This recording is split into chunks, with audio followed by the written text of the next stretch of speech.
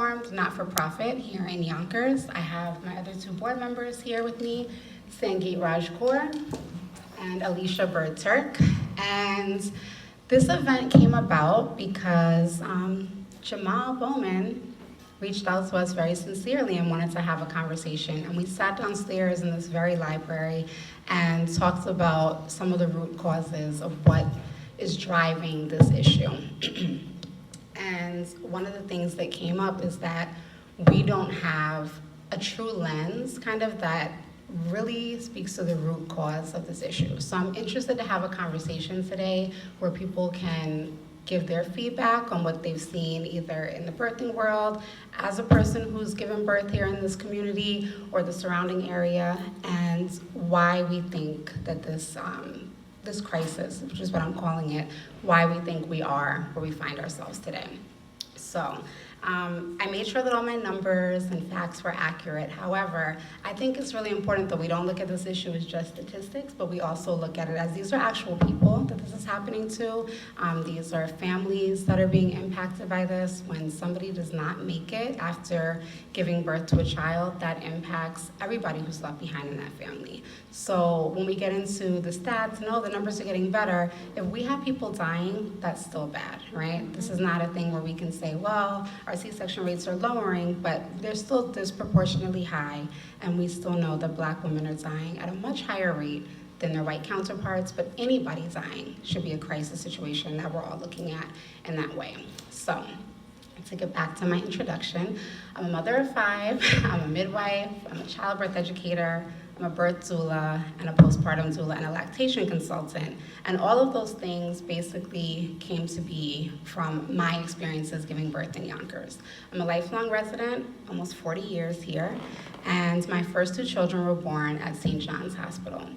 And those experiences basically led me to become a childbirth educator because there were so many things that I did not have access to that I wish I would have had. So everything that I do, we do Chocolate Milk Cafe, which is lactation support specifically geared towards women of color. We do the Art of Birthing, which is childbirth workshops that really try to bring moms together and give them the advice and advocacy that they need. Those are all the things that I wish I had when I had my first 2. If I had known better, I would have had all of my children at home with midwives, which is what I went on to do with my other 3, but I didn't know better. And I'm grateful that I did have that experience because I would not definitely be standing here today speaking about this issue if I had just had 5 lovely home births and didn't realize the other side of it, that many people don't know that they have options and that they can birth somewhere else.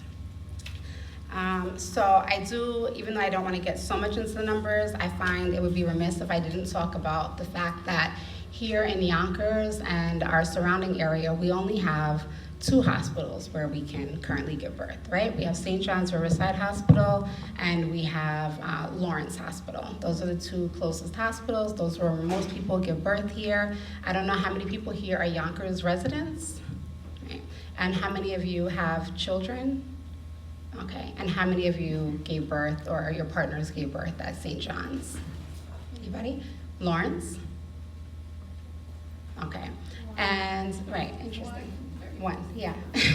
So when we start the conversation part, I'd be interested to hear why you didn't give birth at St. John's, because when I was having my children, I was told that was the only place that you could give birth. All of the prenatal care places here kind of require that you gave birth there, and they have a really high C-section rate. So I did make sure that we looked up our numbers because their C-section rates back in 2007 was 45.1%. They have improved their rates since then. Now the most recent data is 2016, and I believe it's down to 41%. Still extremely high, right? But they are making improvements. However, the biggest issue with St. John's is they don't allow VBACs, right? So that's a problem because vaginal birth after cesarean is necessary because many of the primary C-sections were what I call unnecessarians. But if you had 1 C-section and your provider is telling you that all of your subsequent pregnancies and births must be C-sections, that's going to drive up the rate. Why is that important? Because we're having more complications from cesarean births. Yes. This is my youngest. So we have complications postpartum where we have hemorrhage, we have infection, we have pulmonary embolism. We just know that we have more complications when somebody has an operative birth. So we need providers that are going to understand and respect physiologic birth, and we don't have enough of that.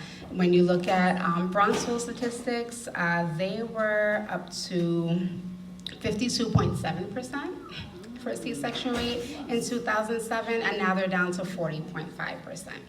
What these two hospitals have in common is they don't have any midwives on staff.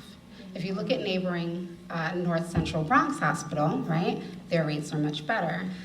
They have a 17.4% primary C-section rate and a 15.9% VBAC rate. 69% of their births are attended by midwives. So that's what's being done differently, right? And that's what could be done here. So I feel it's unconscionable for these hospitals not to address these issues. And when we have a US C-section rate where 1 in every 3 women is having a C-section, that's not medically necessary. That's driven by money, and that's driven by profit over people. And when we look at the maternal mortality and morbidity disparity rates, we know that in the US, Black women die 3 to 4 times more than their white counterparts, and in New York State, 12 times more. So that's a problem. So I'd like to kind of open up to everybody before I say what I feel the root issue is. I'd like to kind of open it up to anybody on the floor. What do you think is driving this disparity amongst Black and brown women in comparison to white women with these maternal mortality and morbidity rates? So we have a couple of mics. Does anybody have any idea that they want to throw out there?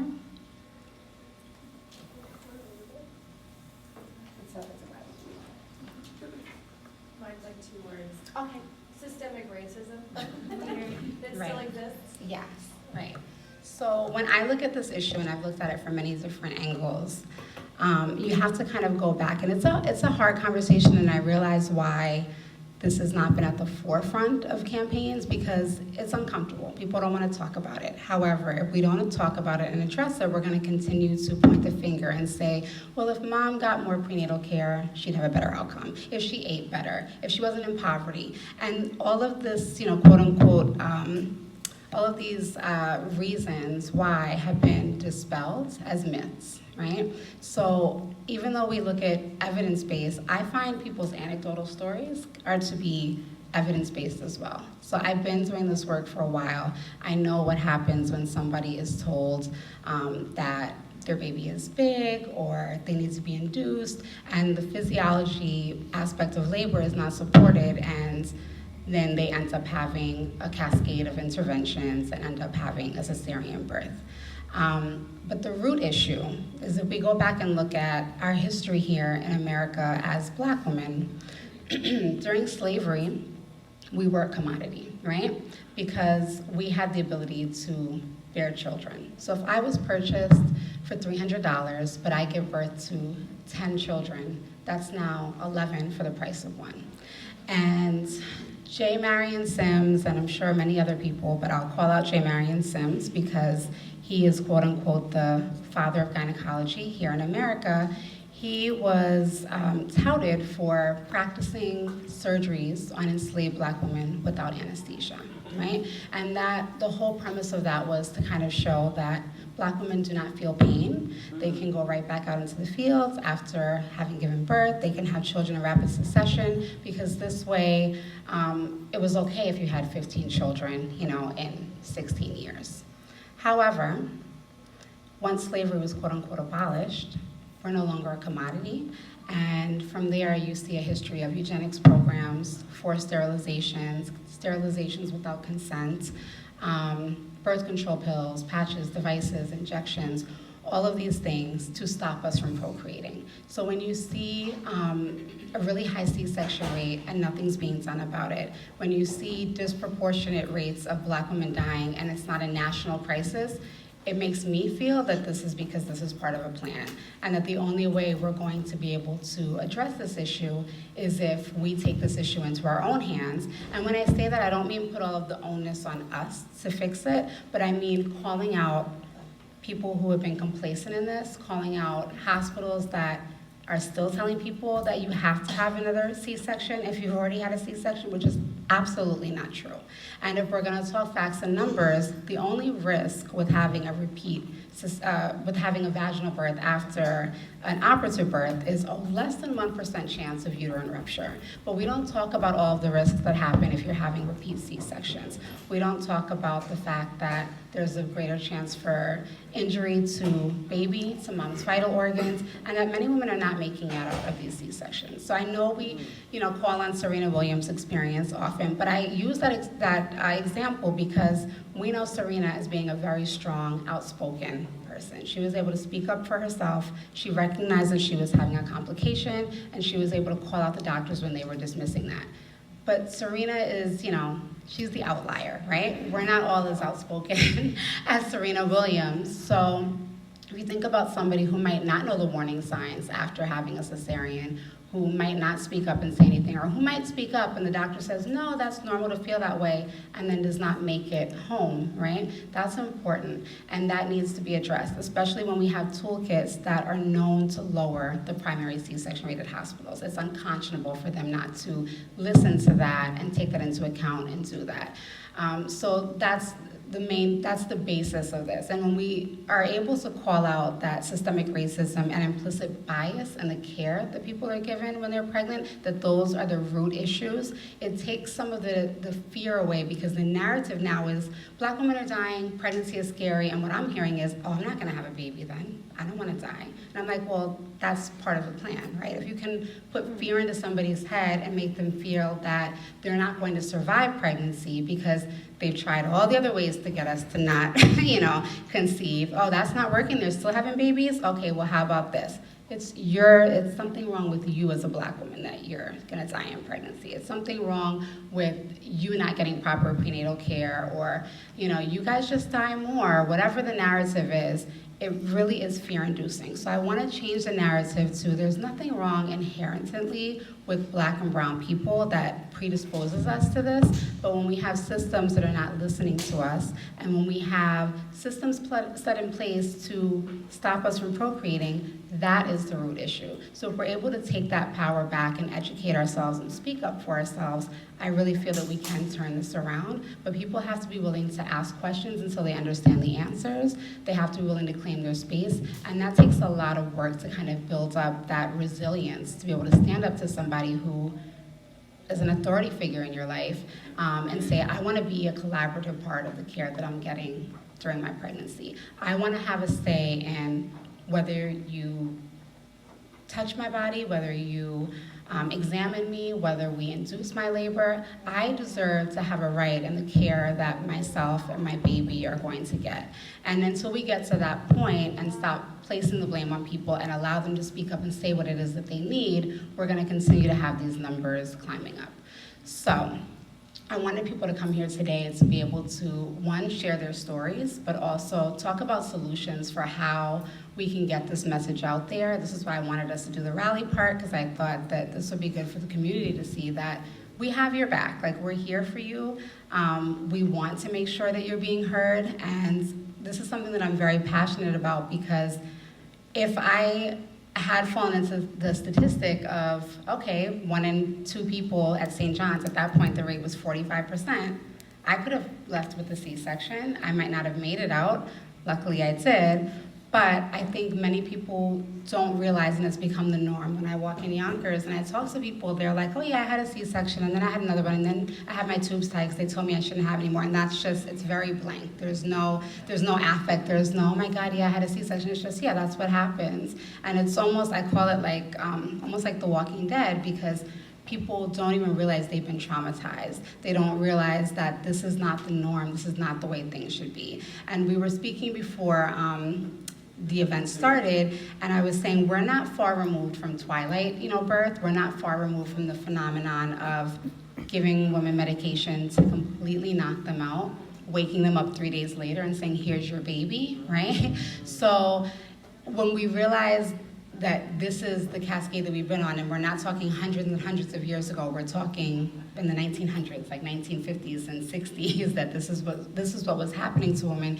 We have to be able to say, this is not right now, and that maybe the doctors don't have it completely right. And I'm not saying that there aren't doctors out there who are supportive and will listen, but it's not the norm. And midwifery care is very different, because midwifery care is, what do you need?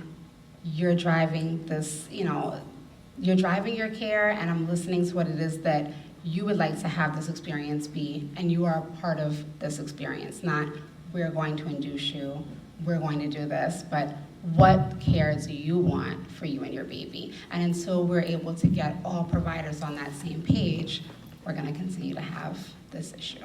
So, yes. Do you want the mic? I don't think I need the mic. My name is Nicole. I'm a certified birth doula, 132 births of experience in 5 years. And I live downtown, and I serve all of New York.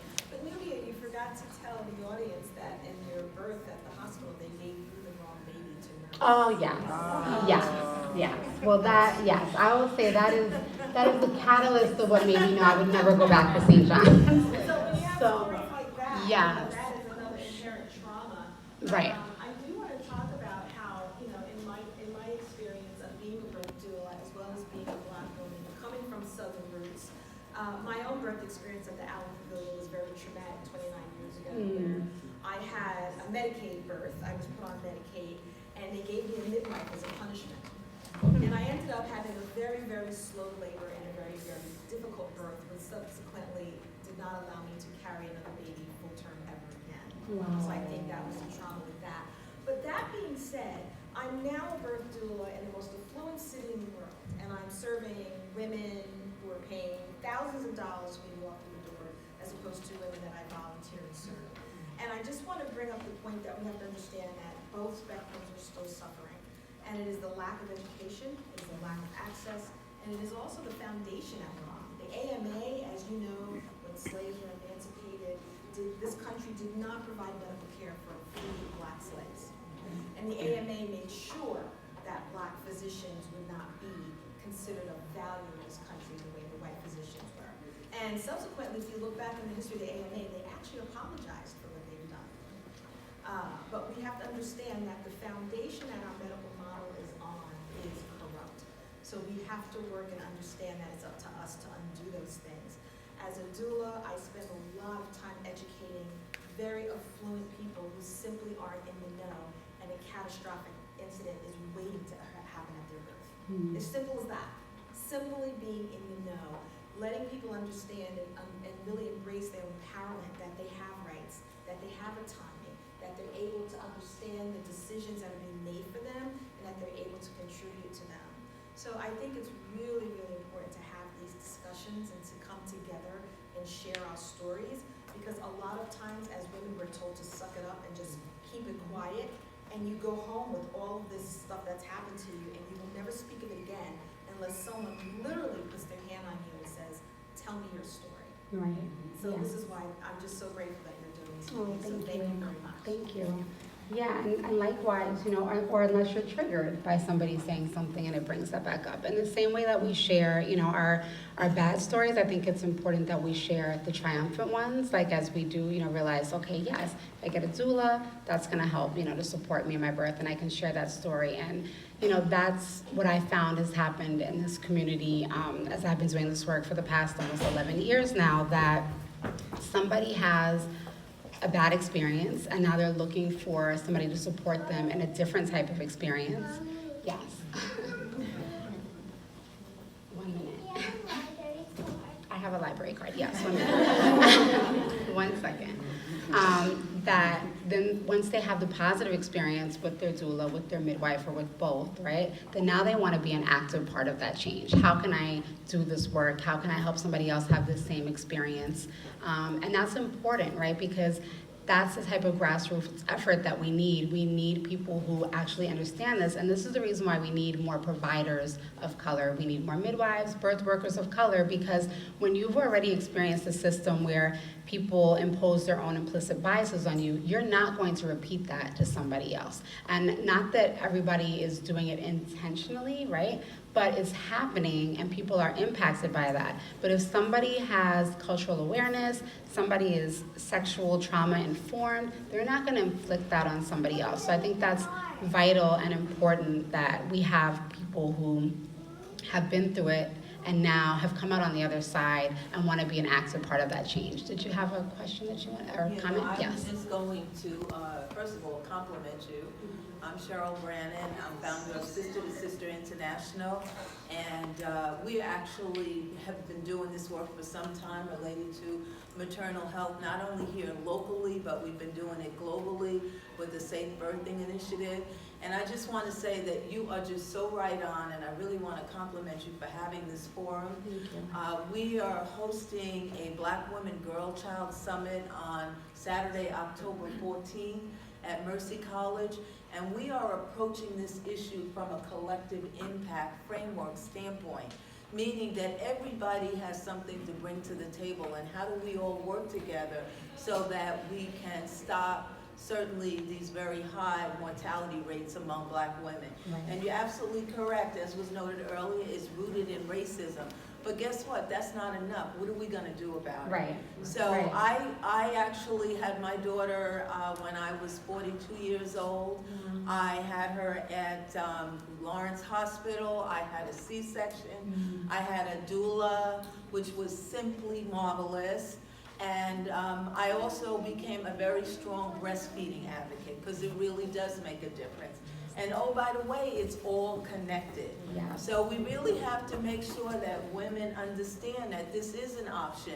And all of the kinds of things that you talked about in terms of, you know, all the reasons, having your tubes tied. How many times have we heard that? Right. You know, I mean, people just hear this on an ongoing basis. They accept it as the rule.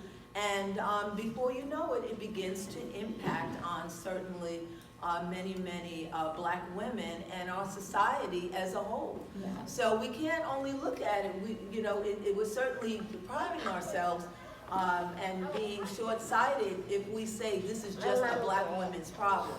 No, it's not just the Black women's problem. I'm sorry, we have your panelists. No, I'm So sorry. I'm No, gonna- my daughter took the mic. Oh, She I'm took the wireless. Just turn it off. Sorry. I'm sorry, but I'm just very excited because you are right on target. Thank you. And no, don't be Everything sorry. that We you want said. feedback from the audience. Yes, so yes, and I'm looking forward to hearing from the others, but most importantly, I'm looking forward to working with you. I've already invited you. You're probably Thank going to be you. panelists before we leave. And certainly the other stakeholders that are in the audience, we look forward to working with you as well. Yeah. So thank you so very much. Thank you. I'm Thank you. excited. I'm so glad you're here.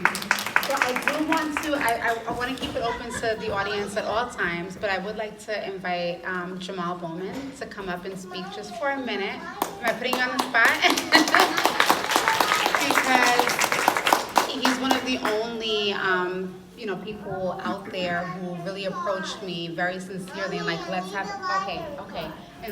this conversation and, really push to like, let's make this happen, let's do it. No, let's not wait, let's just organize it and do it. So that's a big reason why we're here today. And we need people who are that passionate and dedicated and sincere about this issue to be, our allies and to support them as well. So I'd like to welcome Jamal Bowman. Thank you. Thank you. Yeah, just 30 seconds. I'm just so blessed and thankful to be here, and I'm so blessed and thankful for all of you to come on out. I'm really excited to see NYCD 16 Indivisible represented, to see New Rochelle Indivisible represented, Birth from the Earth represented, because our campaign and this movement is all about collaboration and people coming together to listen, to learn about different issues, and working across class, across race, and across boundaries. So I'm just blessed to see the diversity in the room, and I look forward to all of us working together. I'm just here to listen and learn. When I met Sangeet and Nubia, I was I had goosebumps the entire meeting. You can see how powerful and passionate and brilliant they are with this work, and I was moved by them so much, which is why I said, you know what, let's use this campaign or use whatever opportunity we have as a platform to uplift their voices and uplift this issue.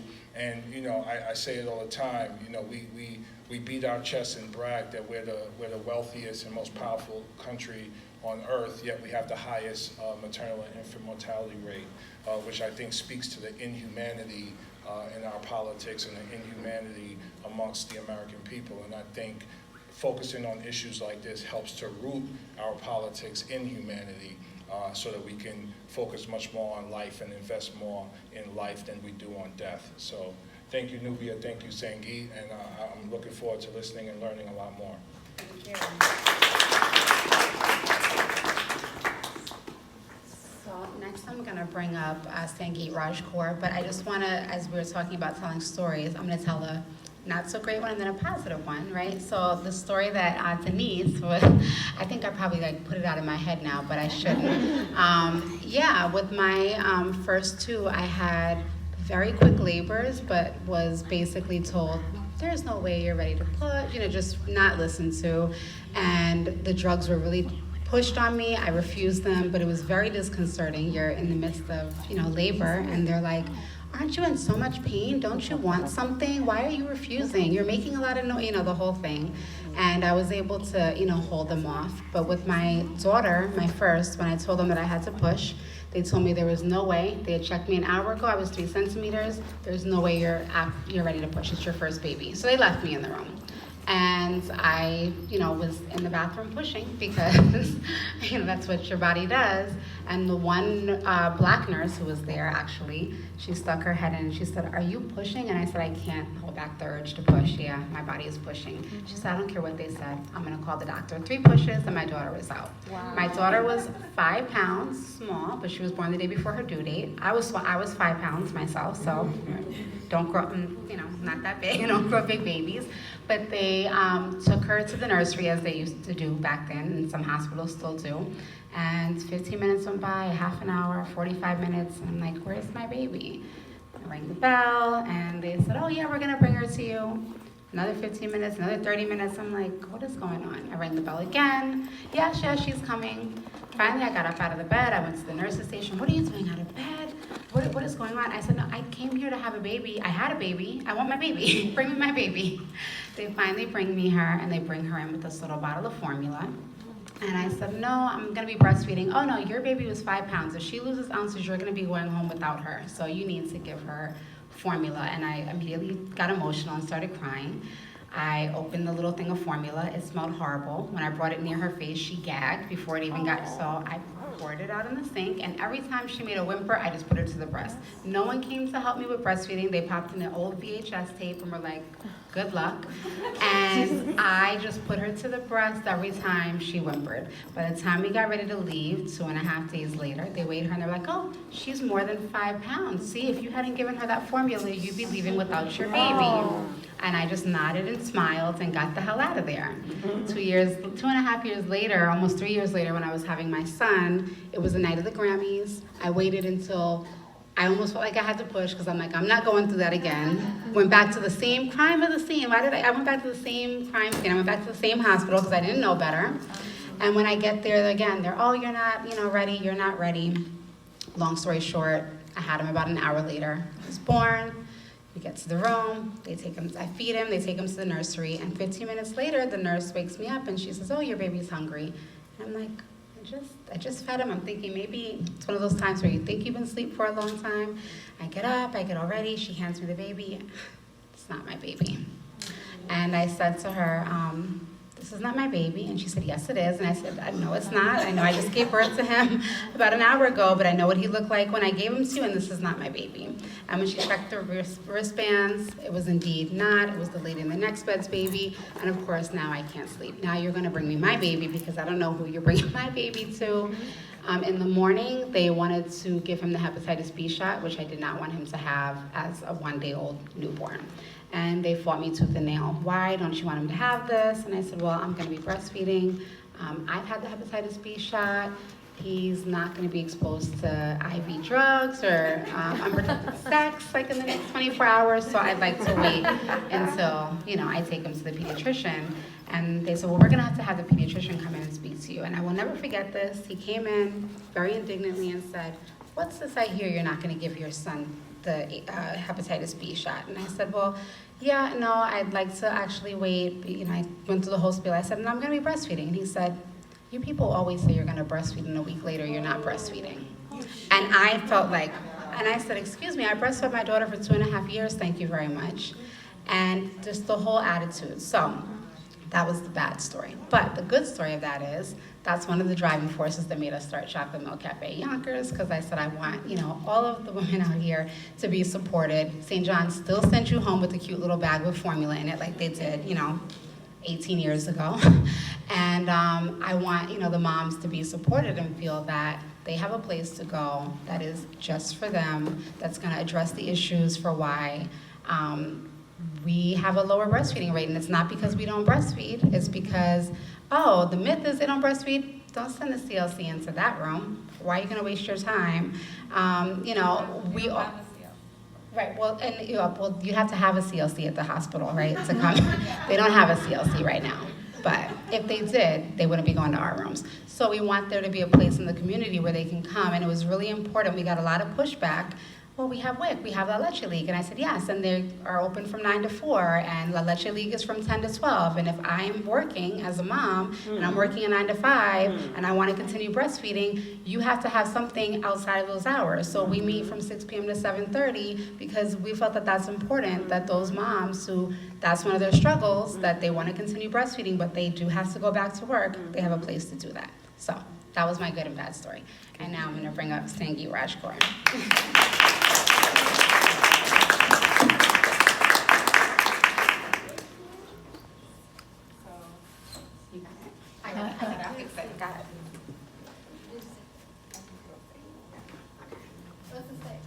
Okay, it says, I drove 45 minutes in labor to escape birth in Yonkers. So a little bit about my story.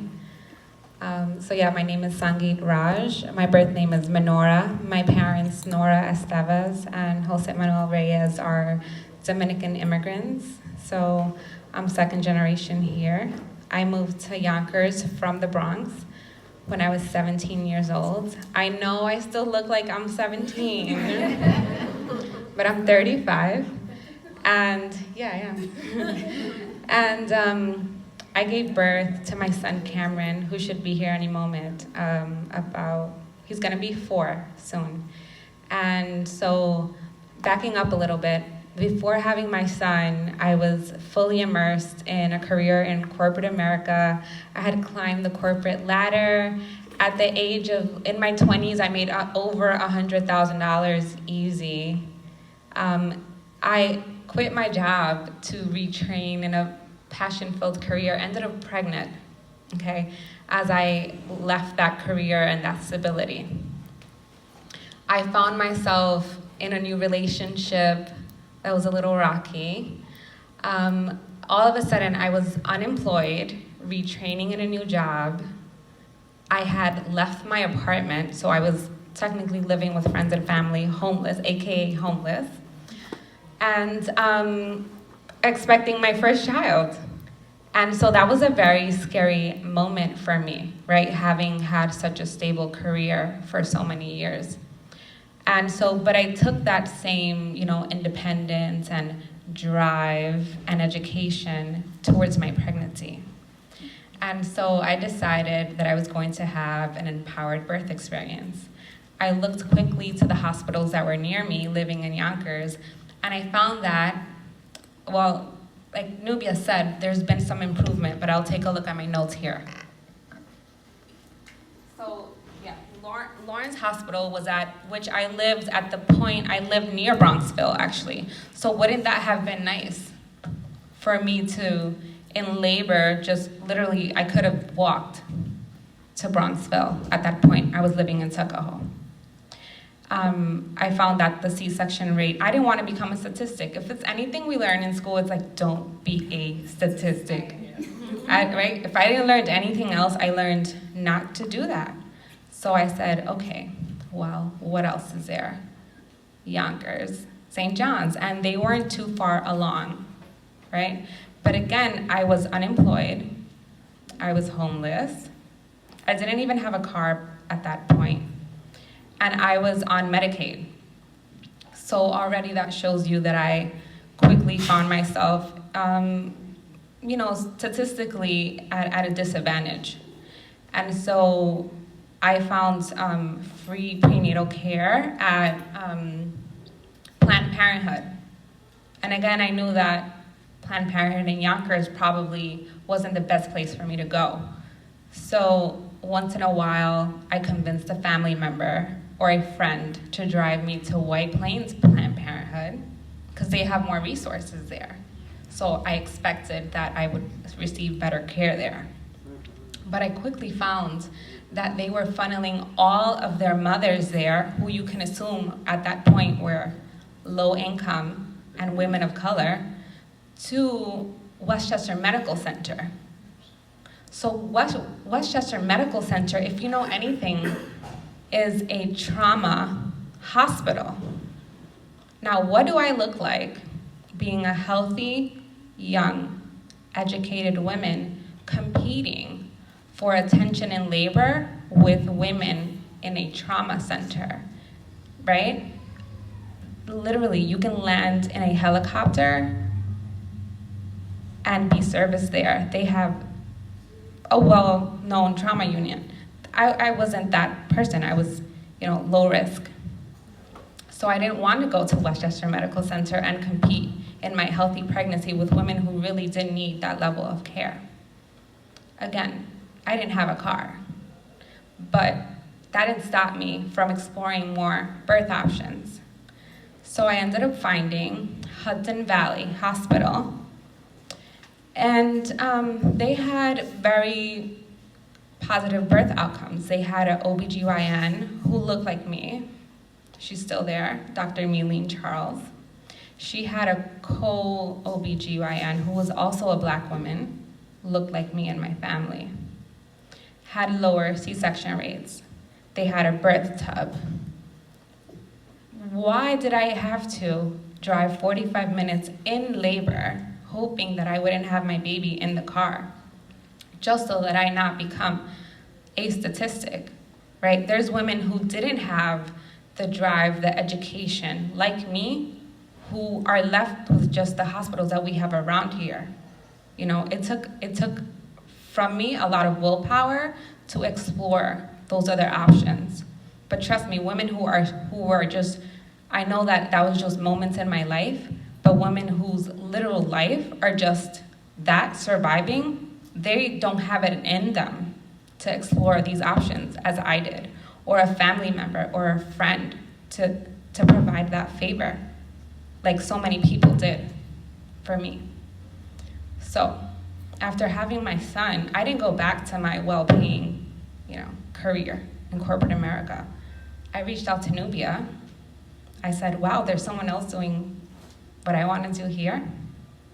And so although I had done it part-time in my life, I decided to not go back, and I've been working with Nubia ever since. So I'm so happy to have made these friends here, and that we now have more attention around this matter, and I thank you all for taking the time to show up today to hear our stories. I am not happy with the progress that's been made by these two hospitals. Over 10 years, I'm sure they will point to that success, but it's not. We're falling behind still. And the women here, we all deserve more. We all deserve more. So thank you for listening to my story.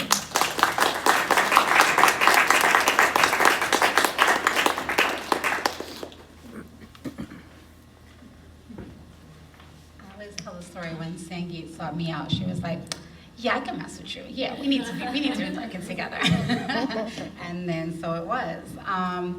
I also want to say that I think it's really important that the message gets out there that low-risk women hospital birth is not the safer option.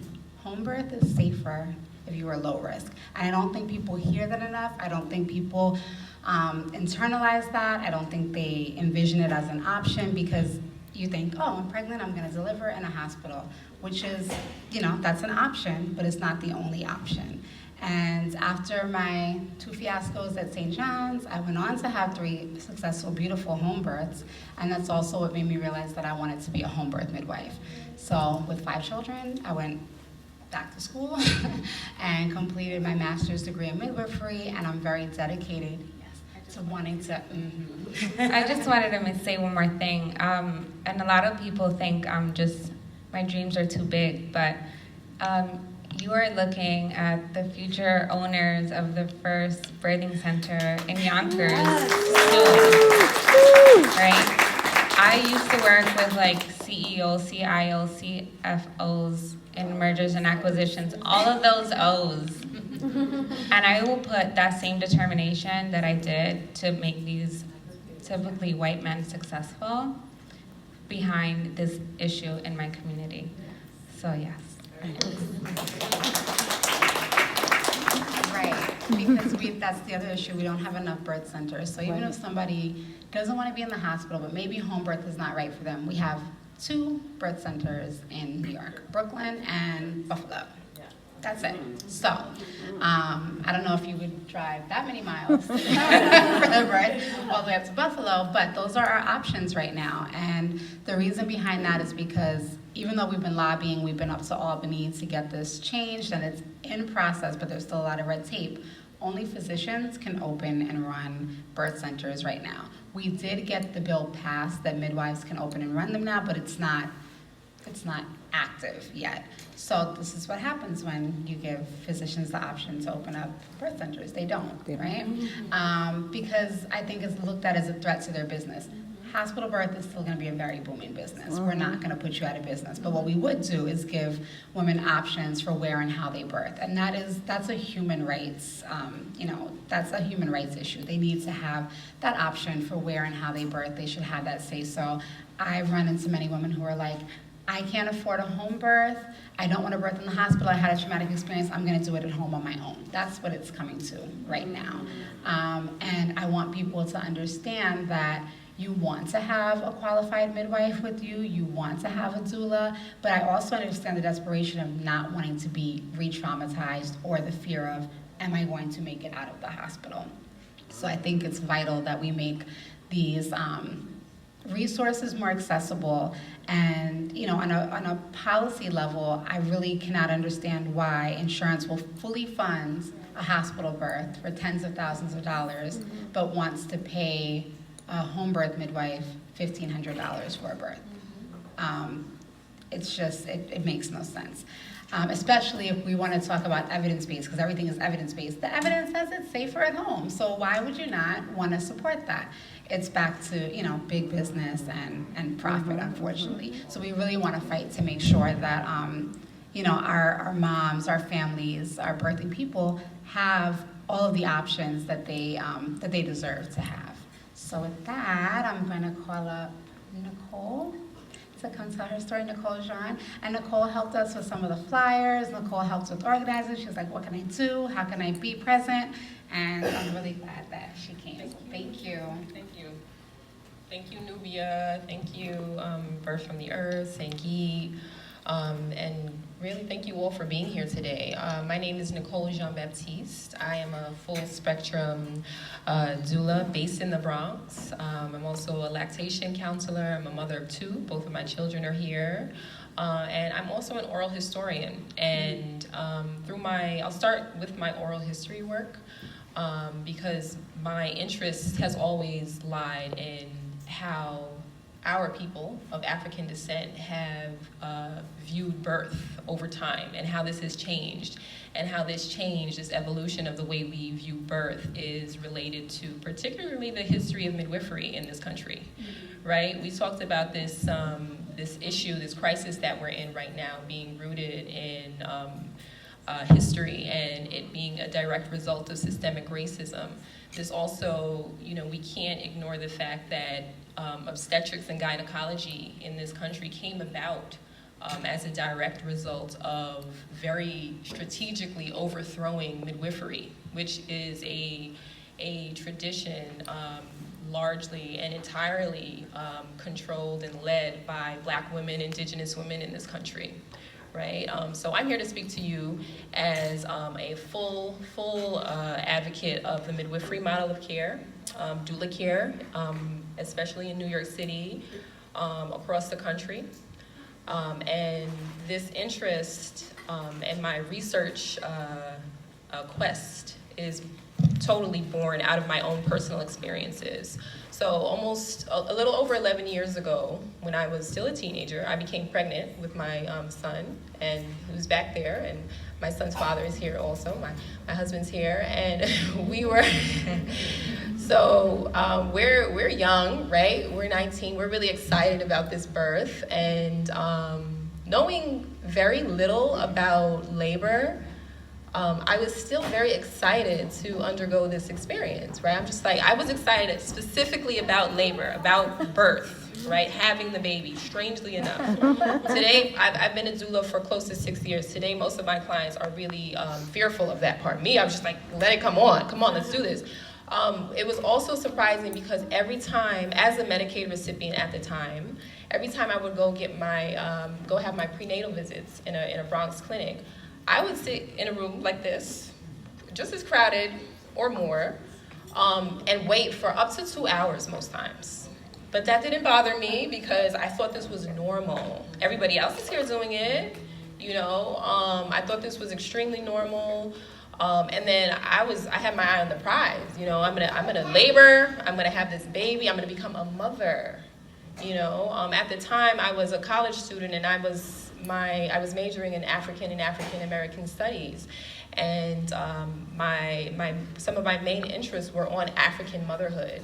And to become a mother, to become a grandmother, you almost instantly take on a level of just merit and honor. So I was looking forward to this, you know. However, toward the end of my pregnancy, I don't remember exactly what week I was in, because at the time I wasn't a doula, I wasn't, you know, privy to those sorts of things. But it was close to the 40th week. I was told that I had to have a C-section. And I was just like, what? You mean to tell me, you know, I've spent all of this time in your crowded waiting room just to meet with you for 5-10 minutes each time at a time, and then now you want to, you know, dump this on me that I have to have a C-section? And the reason was, this was an unnecessary, and by far, the reason was because my baby was breech, right? So, and I was thinking, that's crazy. I have a sister who was just 7 years older than me, and my mother would always tell us how she was born breech. She was born at Jacoby Hospital in the Bronx, and she was born breech. And I'm just thinking, that can't be right. What are you talking about?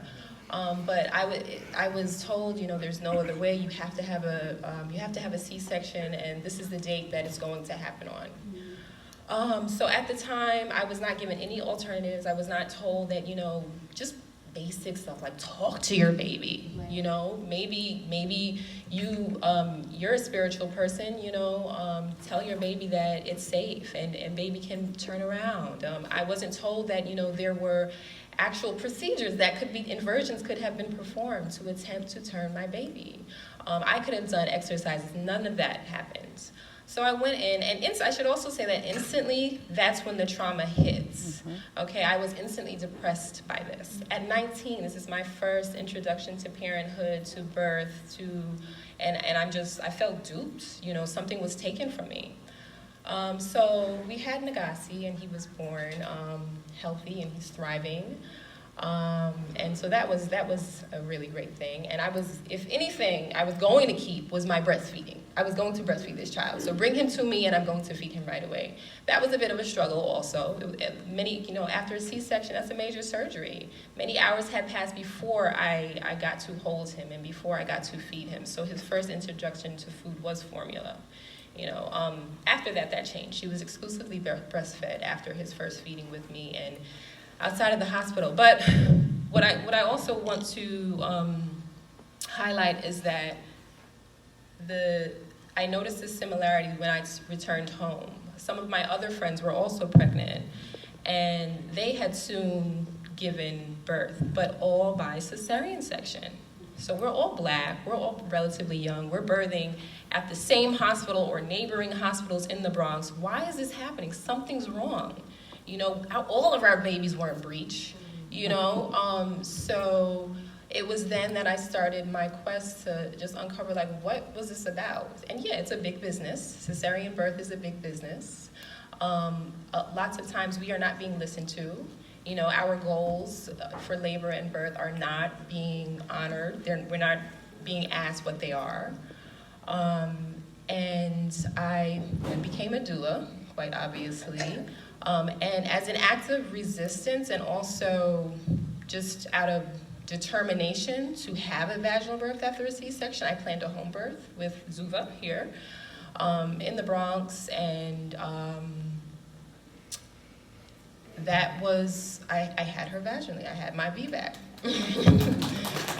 right? So I'm a complete and like total advocate for midwifery care, for doula care. You need folks during this time in your life to listen to you, not only because we're out here dying, but because we're out here experiencing near misses, because we're out here taking our children home and we don't want to look at our children because we're so traumatized, or we don't want to breastfeed because we're so traumatized. You know, it's terrible what's happening in terms of folks going through labor and not making it out, but it's also terrible to have your baby and then say, I never want to do that again. You know, so I am in full support of a birthing center in Yonkers, also in the Bronx. And thank you again for listening to my story. And thank you, Nubia. Thank you, Sangeet.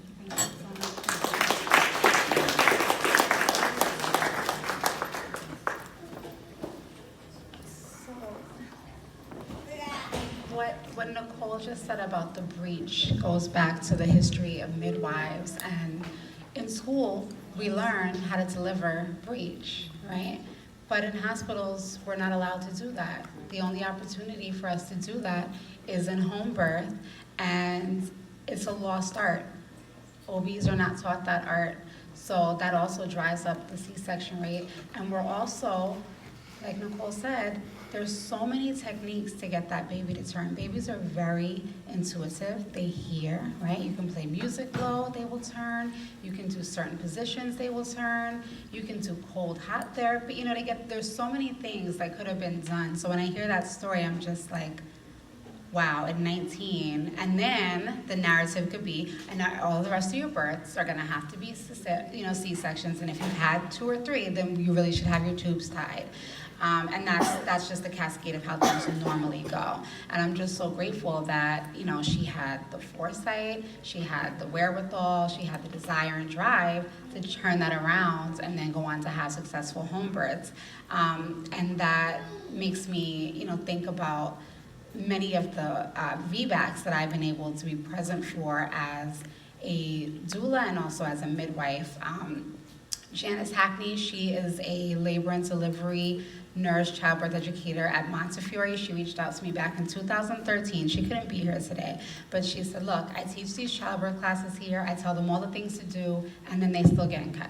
It's still happening. She's like, and I'm traumatized by that. She said, because I'm trying to set them up with the information, and it's not working. The information is not enough. These doctors are like, we're cutting them. Can you help me? I'm like, you know, what am I gonna do? And she said, they need doula support.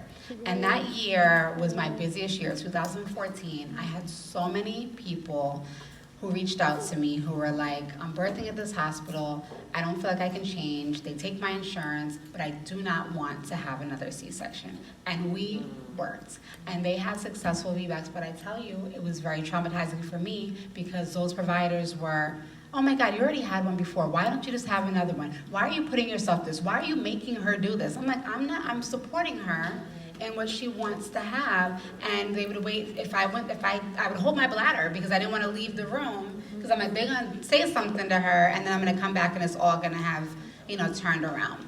After doing that for a year and 2 years actually, I told Janice I couldn't do that anymore because I said, I'm not gonna, why are we sending them back to that hospital? You know, it's not worth it to send them back to that hospital because it's traumatizing to me to witness this over and over again, as great as it is when they're successful at it, but why are we struggling this way? Why are we begging to have, you know, a birth experience that we'd like to have?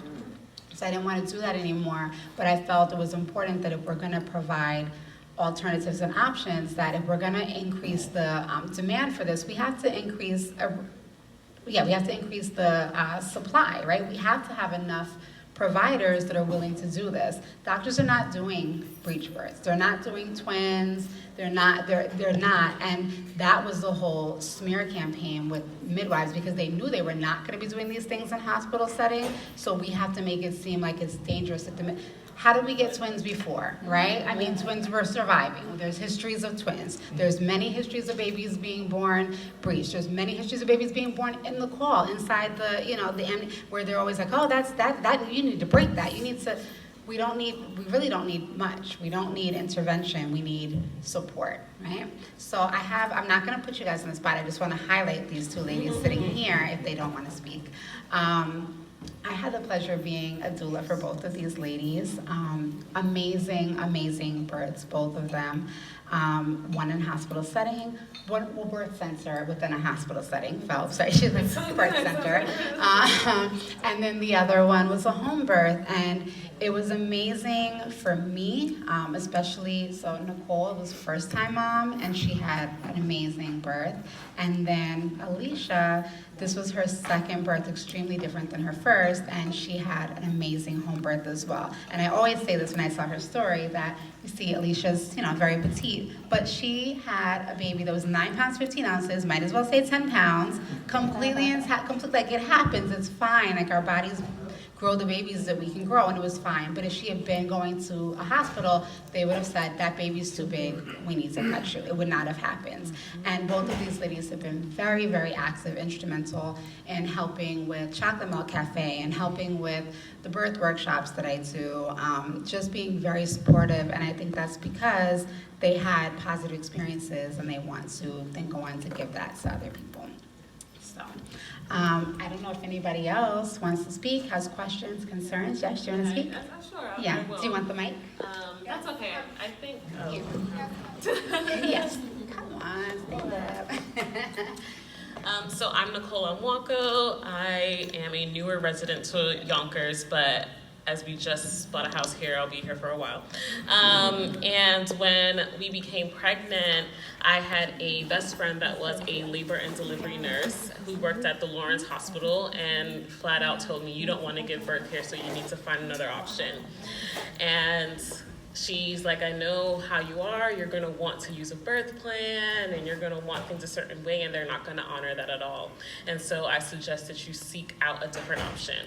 And when I looked for different options, I learned about birthing centers that I didn't know before, but as we learned today, they are extremely far from where I currently live. And I saw the rates for the Yonkers hospitals and just told myself that I didn't want to go through that. So I found midwives in Mamaroneck and went to them and had, I think, a decent care. I think I didn't have long waits. I had people that were listening to me and really thought that I was sort of on the up and up. And I think my story, I want to focus that the change needs to be in the providers and not necessarily the moms, because I was one of those people that got all of the information that I could. You know, I went to Bradley classes and spent a lot of money to take 12 weeks of classes that would teach me how to give birth naturally. And sought out Nubia, who was a doula who I also had to pay for and have really walk alongside me. And through all of that, through all of that experience, all of that money and time, I still, while I think birth was very positive, much in part to Nubia and that education, will never give birth in a hospital again. I gave birth in Tarrytown and Phelps, and while they really preached a very sort of good game of we are really baby friendly and baby centric, and you can labor in this tub, and you can have these kinds of experiences. I had gone over, so I was about 40, almost 42 weeks pregnant, and my midwife sort of duped me into going to the hospital. She's like, I want you to go to check your blood. You might not give birth today, but I just want you to go to the hospital and check your blood. As soon as I got there, I was admitted into the hospital, really without my consent. I had wanted to labor naturally at home because that was I prepared for months and months and months, but did not have that option. It was pretty much taken away from me. I was given, because I requested it, a sort of lower dose or a not as severe method to bring along my labor, which was instead of Pitocin, which is sort of something that brings on a very painful labor, I was giving Cytotec, and that did help as I was already pretty far along, and I was given that overnight and started my labor in the morning. And thankfully Nubia had came, but I did have the nurses alongside me that were not kind and very rude, and had, made comments about my body and my size. The birthing pool that I had expected and hoped to labor in, I was unable to because my BMI was too high, that I was not told before. And during pushing, again, I was sort of asked, like, you're making a lot of noise. Are you sure you don't want drugs? When I had told them, don't even talk to me. I let them know in the beginning, don't even talk to me. If you need to address my husband or my doula, and I'm focused right now, you need to communicate to them. But it was still asked of me whether I wanted these drugs.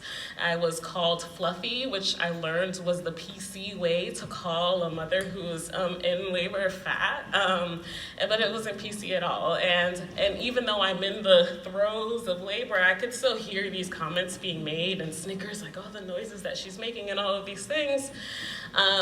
And while I did push him out in 3 pushes and didn't need the drugs, I still really kind of felt like you ruined that experience for me, You ruined what could have been a really positive and powerful encounter. You kind of took that, it robbed me of it.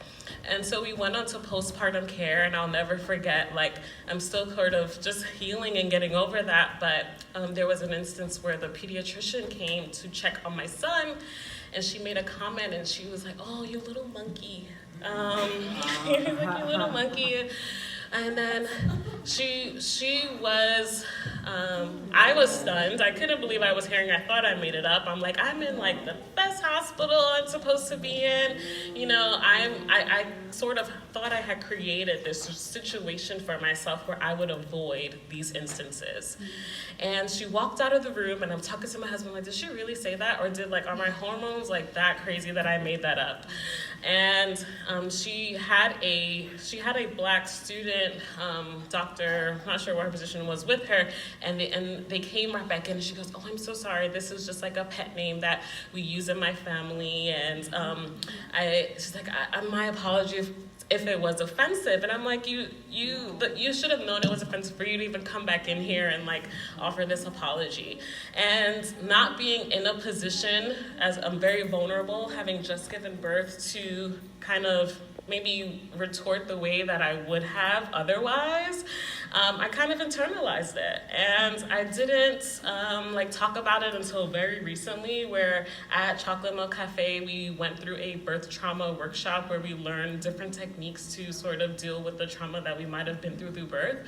But as I think about it now, I won't return to that situation, which is unfortunate, and I hope to give birth at home. But just even when the instances are scientifically good, right? Because I think on paper, I did have a good birth. Emotionally, it has scarred me and has hindered me from wanting to be a part of that situation again.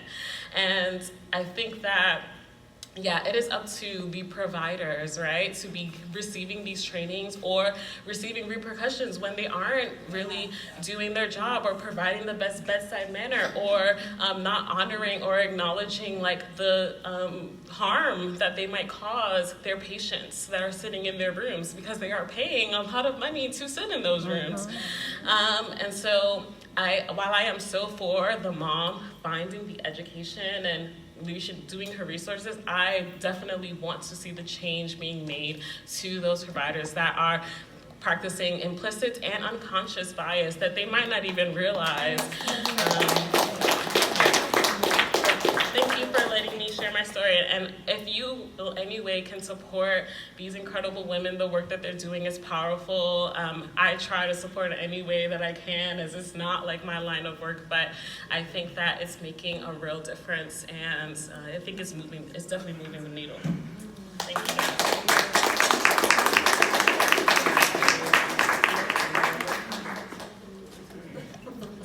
Okay.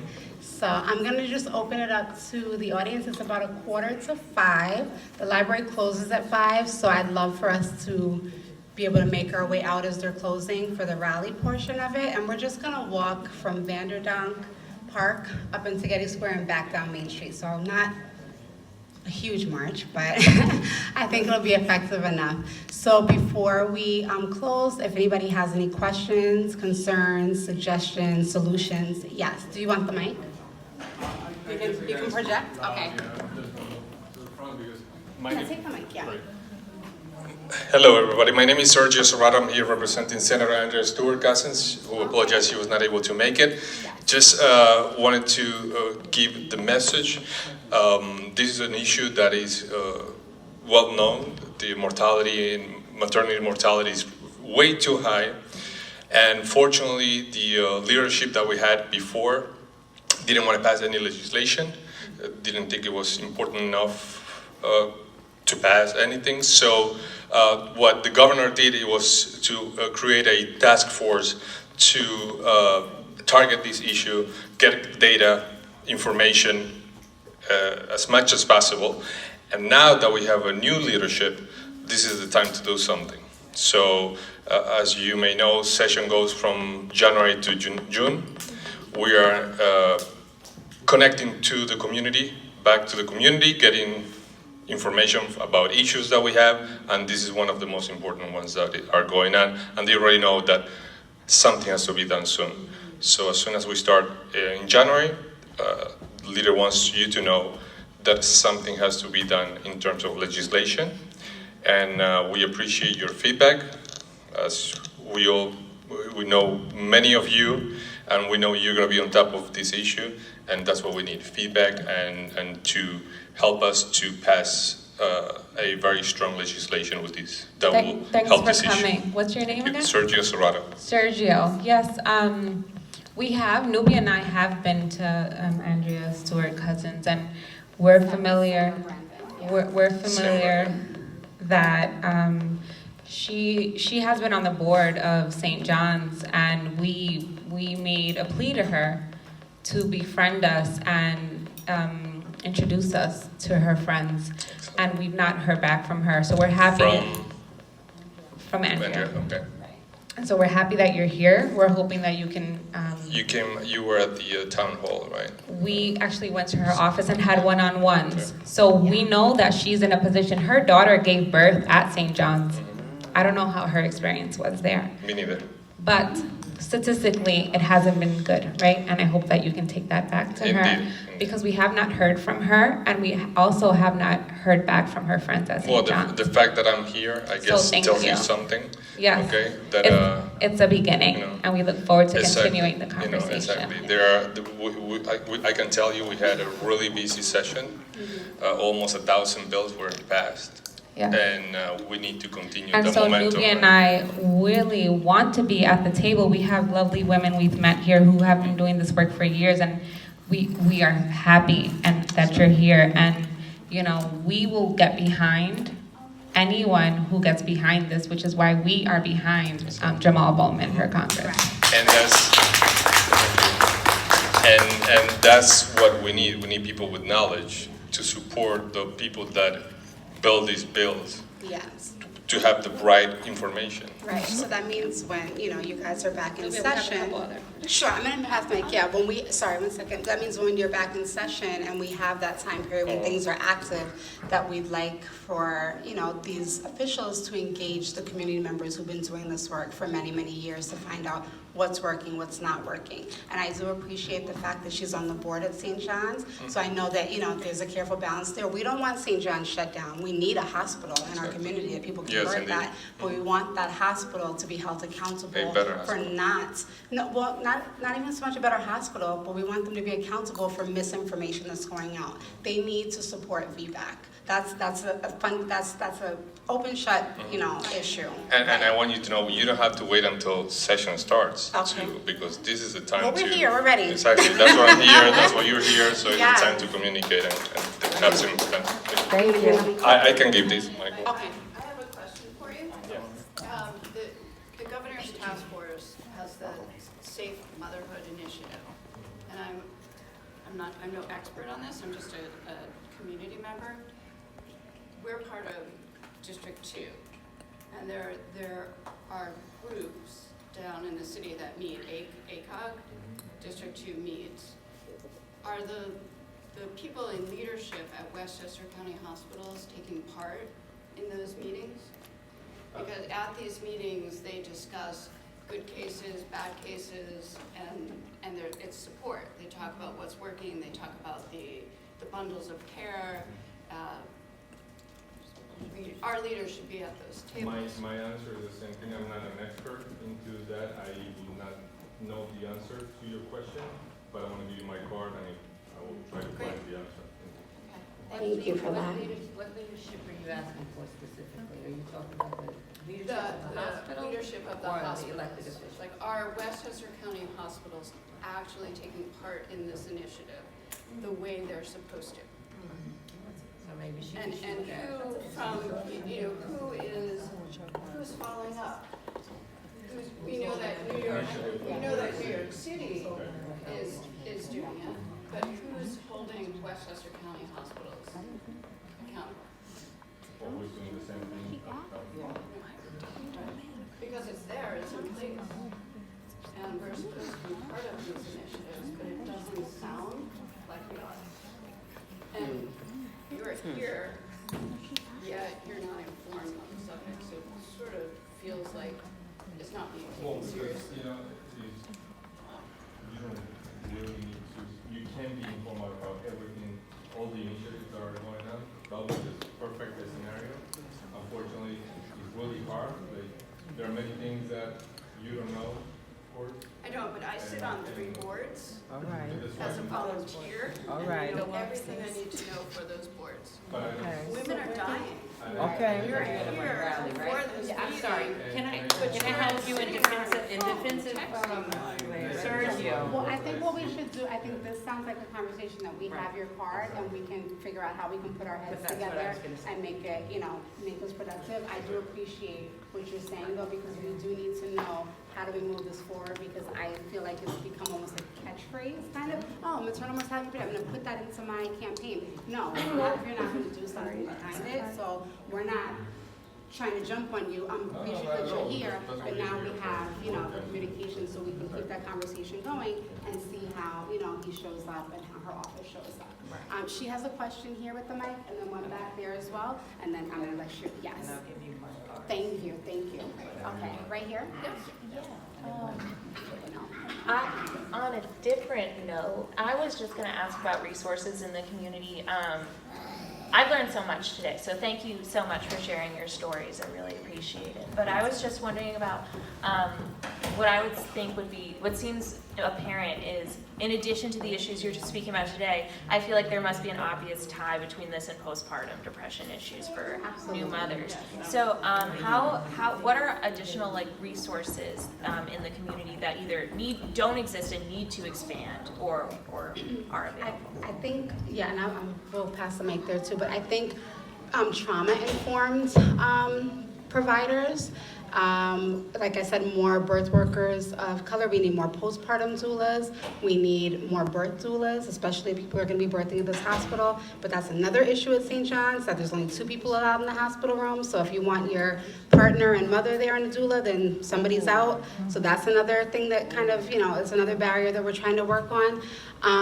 We need, more lactation consultants, especially of color. So Chocolate Milk Cafe, we have Yonkers, Harlem, Brooklyn, Newark.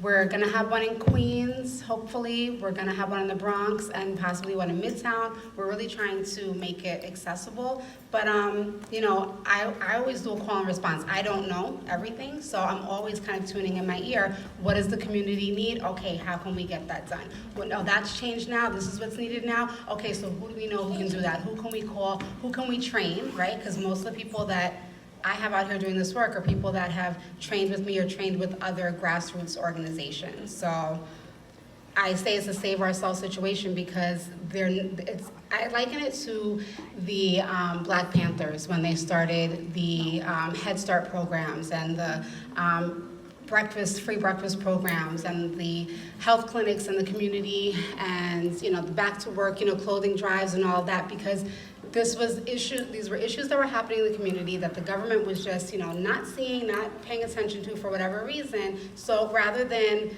you know, call the government out time and time again and get no results, they did it themselves. And I realized that we're gonna get backlash the same way that they did, because they take it as, oh, you're making us look bad. No, you made yourself look bad, and we're not waiting for you to make it better. We're gonna do it ourselves. So that's where we're at right now with that. So I can only go off of the call and response I've done, and I know it's that people need more birth workers, more birth doulas, more lactation consultants, definitely, because when you're not breastfeeding after having that traumatic experience, that also physiologically impedes, you know, postpartum depression and postpartum baby blues as well. So I hope that answered your question. Yes. She has the mic back there, and then if you can pass the mic Yes, to the lady here. my name is Marisol. I'm with the New York State Nurses Association. One of our members was supposed to be here, but she got called in to go and work at maternity at St. John's. The problem is that Yonkers has 2 hospitals that are underfunded. She just texted me, she's maternity, 8 babies in 1 nurse. So 8 babies that are born. But can I ask you a question? Why, when they did a whole maternity unit over so that you can have a beautiful view on the water? Because you don't that have... money, why would that money go there? That's my issue, and I don't understand why. Our money goes to places where it should not go. We don't care what the view looks like. We care about what's happening, and are we going to make it out to see that view? Well, so exactly I've the heard point. that we have no money before. Exactly. I have money. Both of the hospitals in Yonkers are underfunded. If you are undocumented, you go and give birth in one of the city hospitals in New York City.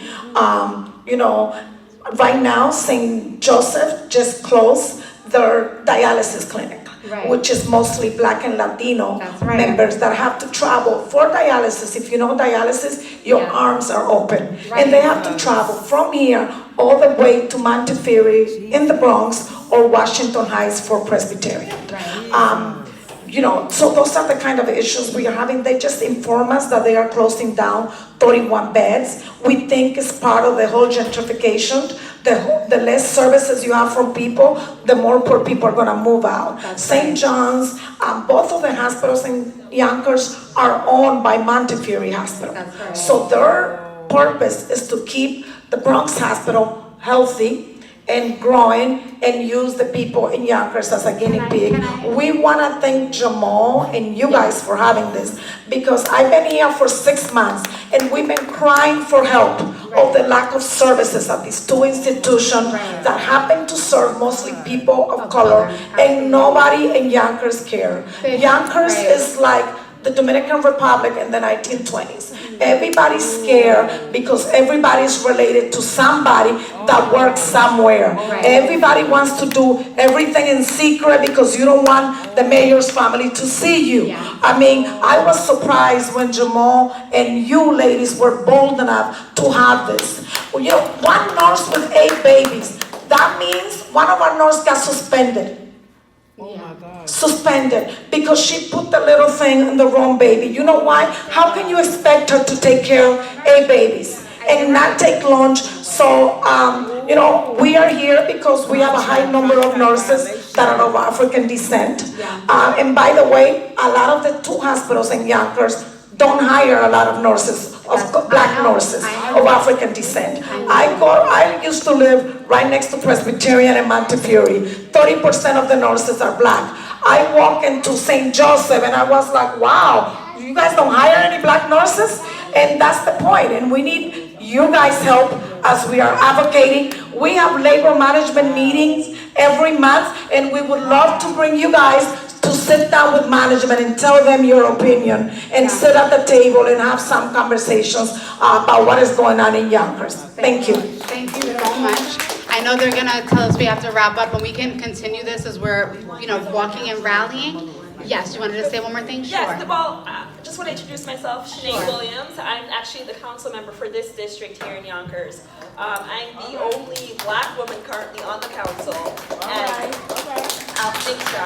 And I'll say this, this year I was campaigning and I, knocking on doors, talking to different residents. And I'm not a mother, I don't have any children, I'm 30 years old, but my sister's a mother. She has 2 children, she had them here in Yonkers, and similar story, she was told she had to get a C-section, she did, and then the second time, you have no option, you had one before, you have to get it again, and that, because of just not knowing, you fall into this trap, and you go through this process, and I think it's really, I commend all of you ladies for being here and for doing this. I really think it's really important that you continue to tell your stories and continue to educate people, because at the end of the day, that is what needs to happen, more education, and then people will wake up. And I'll say this, as the only black woman on the council, I'm willing to do any and everything that you guys need me to do to help push whatever legislation needs to be pushed forward through Albany to make some real positive changes happen and to save lives, to save our lives. Thank you. Okay, so thank you. I'm so glad that everybody came out. I'm so glad to hear the nurse's perspective, because I know that hospital's overworked. It's been overworked